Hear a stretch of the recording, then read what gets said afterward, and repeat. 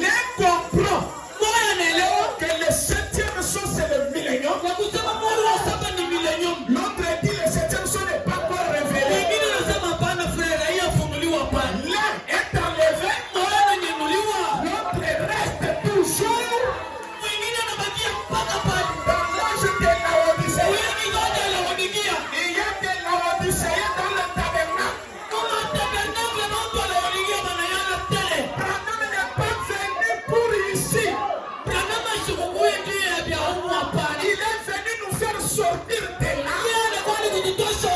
Nous frère Branham dit ici, c'est la restauration des dons. Et parler en langue. Branham est venu. Il vient d'abord au pentecôtiste. Il parle aussi en langue. Au Branham tabernacle, on a même la maison des dons. Mais ce n'est pas mon message. Mon message, c'est le 3e poule. Si vous restez encore dans la maison des dons, tu n'as pas encore compris le message. Le message, c'est Dieu devenant un homme. C'est faire de toi l'image du Dieu invisible.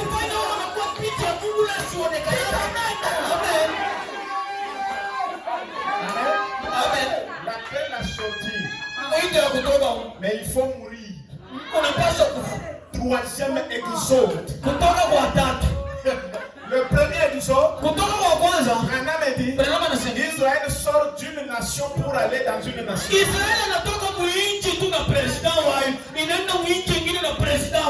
Deuxième, avec comme conducteur Moïse.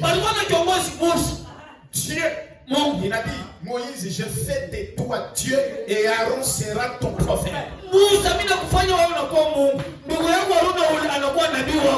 Deuxième exode, il les fait sortir d'un système,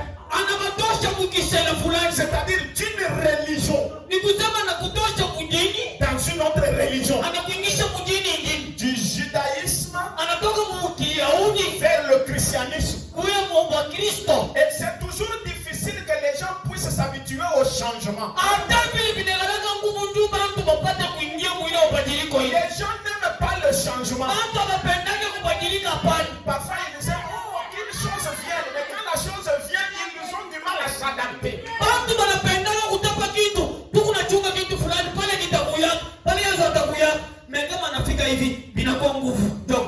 Il les fait sortir de là vers le baptême du Saint-Esprit. Est-ce que vous comprenez? Jésus, le baptême du Saint-Esprit, ce n'est pas pour Branham.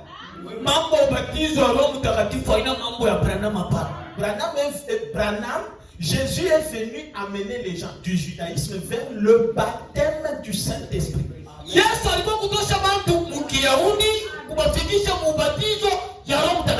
Conducteur, Dieu prophète. Troisième exode, c'est ici. Branham dit, il vient Malachie 4. Dans le troisième exode, il dit les amener, les faire sortir du baptême du Saint-Esprit. Branham dit vers le pays éternel du millénium.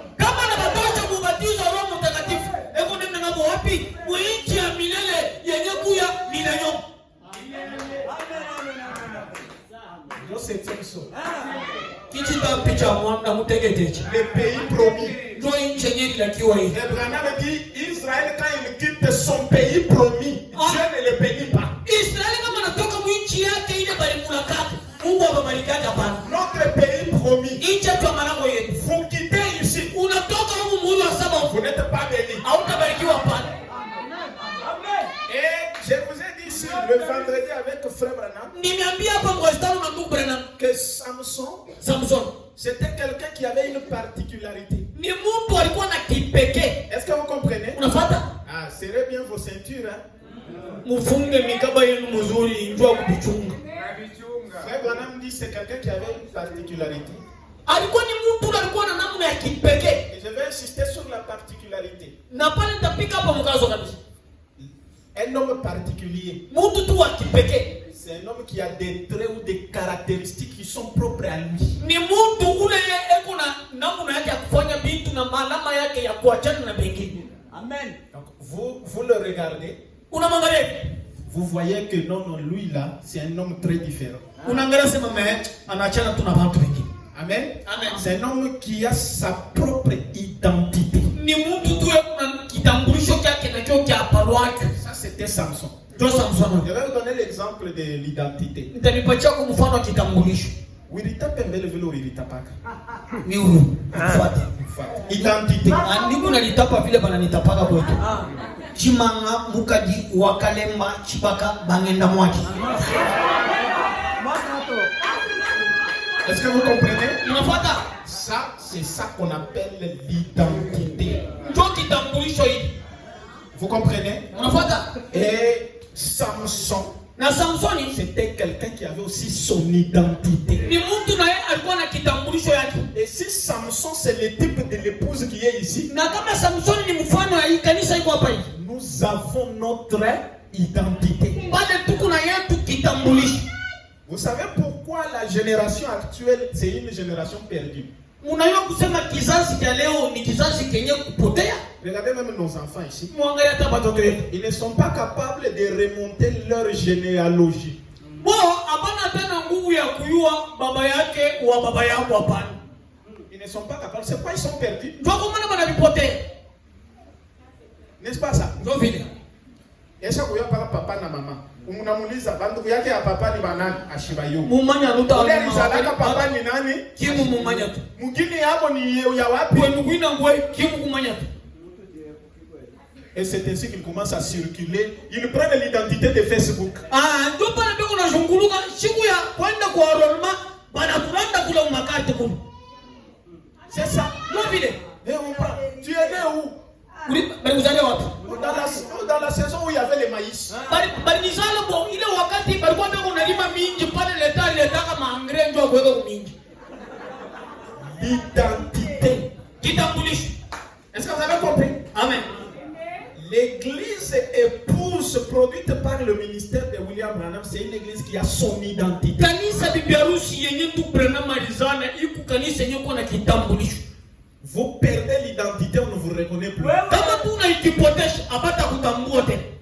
Est-ce que vous comprenez? Unafuata? Allons lentement. Twendeni C'est quelqu'un qui